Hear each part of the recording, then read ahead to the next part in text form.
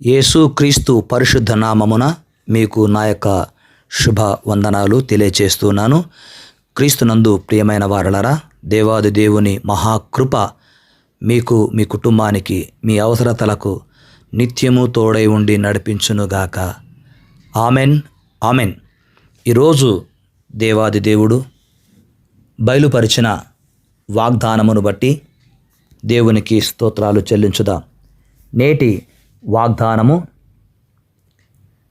నీ కట్లను తెంపెదను.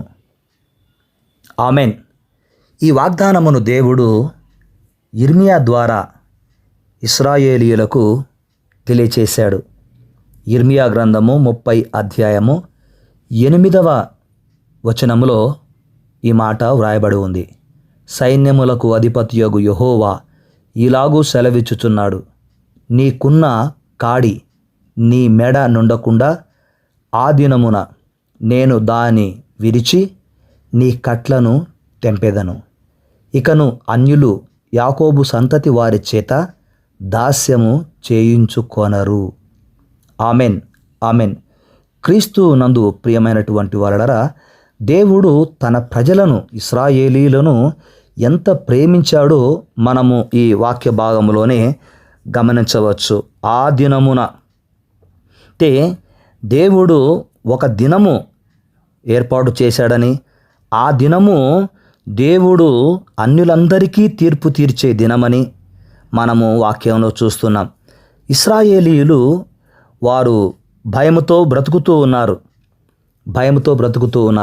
అయితే భయముతో బ్రతుకుతున్న వారికి దేవుడిచ్చిన మాట, నేను మీ దాస్యమనే కాడిని తీసివేస్తాను, మీ కట్లను తెంపెదను అని అంటాడు. అంతేకాకుండా 30వ అధ్యాయంలోనే, యిర్మీయా గ్రంథం 30 అధ్యాయంలోనే 11వ వచనములో మరొక వాగ్దానం చేశాడు. యెహోవా వాక్కు ఇదే, నిన్ను రక్షించుటకు నేను నీకు తోడై ఉన్నాను. Amen, amen. నిన్ను రక్షించుటకు నేను నీకు తోడై ఉన్నాను. ఎంత గొప్ప మాట! ఈరోజు రక్షింపబడ్డాము అంటే దేవుడు మనకు తోడుగా ఉన్నాడు అని అర్థము.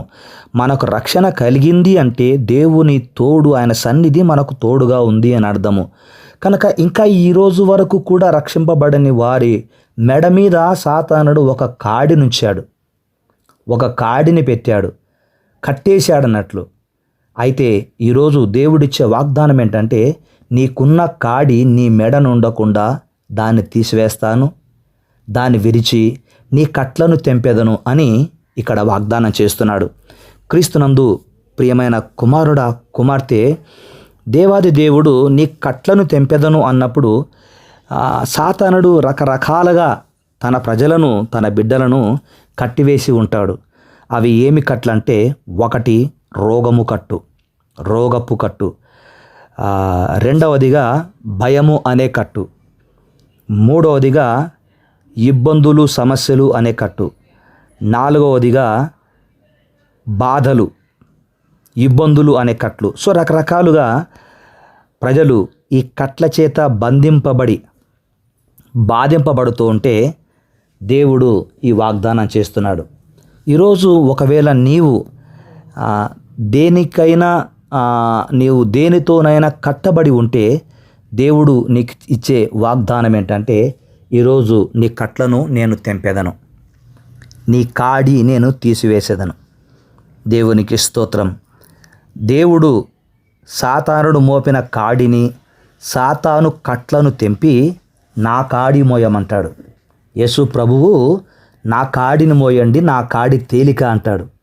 మనకు బాగా తెలుసు, మత్తయి సువార్త 11వ అధ్యాయము 28వ వచనములో దేవుడు, యేసు ప్రభువు ఈ మాట ఆయన తెలియచేశాడు. ఎంత గొప్ప దేవుడు! మత్తయి సువార్త 11వ అధ్యాయము 29వ వచనములో, నేను సాత్వికుడను, దీన మనసు గలవాడను గనుక మీ మీద నా కాడి ఎత్తుకొని నా యొద్ద నేర్చుకొనుడి, అప్పుడు మీ ప్రాణములకు విశ్రాంతి దొరుకును. ఏలయనగా నా కాడి సులువుగాను నా భారము తేలికగాను ఉన్నవి. సాతానుడి కాడి నుంచి విడిపించి యేసు ప్రభు కాడిని మోయమని ఆయన సెలవిస్తూ ఉన్నాడు. యేసు ప్రభు కాడి మోయడము అంటే ఆయన పరిచర్యలో పాలిభాగస్థులమై ఉండడము. యేసయ్య కాడి మోయడము అంటే ఆయన విధి విధానాలకు మనము తల వంచి ఆయన చిత్తాన్ని నెరవేర్చడము అని మన జ్ఞాపకం చేసుకోవాలి. క్రీస్తునందు ప్రియమైనటువంటి వారలారా, దేవుడు ఆశపడ్డ ప్రాణిని తృప్తిపరిచే దేవుడు. దేవుడు ఆశతో ఉన్న తల్లులతో పాటు గుడ్డివారిని, కుంటివారిని ఆయన బాగు చేసే దేవుడు. గనక ఈ కుంటితనము, గుడ్డితనము అనేది సాతానుడు మోపిన కాడి. అలాంటి వారందరినీ కూడా యేసు ప్రభువు ఈ లోకములో గొప్పగా దీవించాడు, గొప్పగా వారిని ఆశీర్వదించాడు. ఈరోజు నిన్ను, నీ కుటుంబాన్ని ఆయన దీవించాలని ఈ వాగ్దానము తెలియచేశాడు. అంత మాత్రమే కాకుండా నేను నీకు తోడై ఉంటాను అన్నాడు. దీవించే దేవుడు తోడై ఉంటే అది ఎంత గొప్ప ధన్యత, ఎంత గొప్ప ఆశీర్వాదమో మనము గమనించాలి. మనము ఆ మాట ఎప్పటికీ మర్చిపోకూడదు.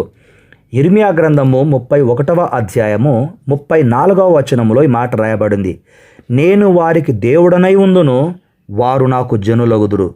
వారు మరి ఎన్నడును యెహోవాను గూర్చి బోధ నొందుదుము అని తమ పొరుగు వారికి, తమ సహోదరులకు కానీ ఉపదేశం చేయరు. ఈ మాట మనం గమనించినప్పుడు ప్రభువునందు ప్రియమైనటువంటి వాళ్ళరా, నేను వారికి దేవుడనై ఉందును, వారు నాకు జనులగుదురు అన్నప్పుడు దేవుని ప్రజలముగా, దేవుని జనాంగముగా మనము దేవుని బోధను పొందుతూ ఉన్నాం, దేవుని వాగ్దానాన్ని పొందుతూ ఉన్నాం. ఈ ఉపదేశము మనము ఇతరులకు కూడా తెలియచేస్తూ ఉన్నాం. అందును బట్టి వందనాలు.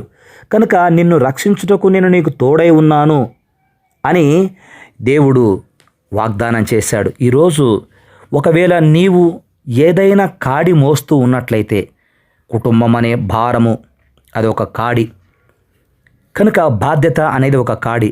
కానీ ఆ దేవుడు ఈ వాగ్దానం చేస్తున్నాడు, నీ కాడిని తీసివేసేదను, నీ భారమును, నీ యొక్క బాధ్యతను నేను పంచుకుంటాను. బైబిల్లో ఒక వాగ్దానం చేశాడు దేవుడు, అనుదినము ఆయన మన భారమును భరించుచున్నాడు అని. అవును, మనము భరించే భారము, మన బాధలు చాలా తక్కువ. యేసు ప్రభువు నీ కొరకు, నా కొరకు భరించిన బాధలు, ఆయన మన పాప భారమును ఎంతగా మోసాడో మనము గ్రహించాలి. కనుక ఆ దేవుడు ఈరోజు మనకు బయలుపరిచిన వాగ్దానము, నీ కట్లను తెంపెదను. Amen, amen. దేవుడి వాగ్దానం మన జీవితంలో నెరవేర్చునుగాక. ఆమెన్. క్రీస్తునందు ప్రియమైన వారలారా, ప్రార్థన చేయడానికి ముందు మీకు నా యొక్క కృతజ్ఞతలు చెల్లిస్తున్నాను. ఎందుకంటే యూట్యూబ్ ఛానల్లో 1000 మంది సబ్స్క్రైబ్ అయ్యారు. 1000 మందిలో నీవున్నావు. కనుక ఈ వాగ్దానాలు పొందుతూ ఈ ఛానల్ సబ్స్క్రైబ్స్ చేసుకున్న కారణం చేత దేవాది దేవుడు క్రీస్తు యేసునందు మహిమైశ్వర్యములో నీ ప్రతి అవసరమును తీర్చునుగాక. Amen, amen. 1000 మంది సబ్స్క్రైబర్స్ ఉన్నారు అని నేను సంతోషించే సంతోషము కంటే ఈ వాగ్దానమును పొంది నీవు ఆనందిస్తూ ఉన్నావు అన్న సంతోషమే నాకెక్కువ. గనుక నా సంతోషానికి, నా ఆనందానికి కారకులైన మీరు జీవితకాలమంతా సంతోషంగా ఉండాలి అని నా ఆశ, నా కోరిక. అట్టి కృప దేవుడు మీకు దయచేయునుగాక. ప్రార్థన చేద్దాం. తండ్రి, మీకు వందనాలు. ఈ దినం మాకు ఇచ్చిన వాగ్దానము, నీ కట్లను తెంపెదను, నేను నీకు తోడుగా ఉండేదనని సెలవిచ్చినావు. నాయనా, మీరు చెప్పిన ఈ మాట మాకు, మా బిడ్డలకు, నాయన దూర దేశాలలో ఉన్న మా ప్రియులందరికీ, నాయన వారు మాకు ఆత్మీయంగా దూరంగా ఉన్నా నాయన మీకు సమీపంగా ఉన్నారు గనక వారందరినీ కూడా చేతులెత్తి నిండారుగా దీవించి మహిమ, ఘనత, ప్రభావములు మీరు పొందుమని మహిమను మీకు చెల్లిస్తూ, ఈ వాగ్దానమును మాకు ఇచ్చినందుకు కృతజ్ఞతలు చెల్లిస్తూ, యేసు క్రీస్తు పరిశుద్ధ నామమున ఈ వాగ్దానము పొంది ఉన్నాము తండ్రి. ఆమెన్. తండ్రి యొక్కయు, కుమారుని యొక్కయు, పరిశుద్ధాత్మ యొక్క త్రియేక దేవుని దీవెన, కృప సదా నీకు, నీ కుటుంబానికి తోడై ఉండునుగాక. Amen, amen. May God bless you. దేవుడు మిమ్మును దీవించునుగాక. ఆమెన్.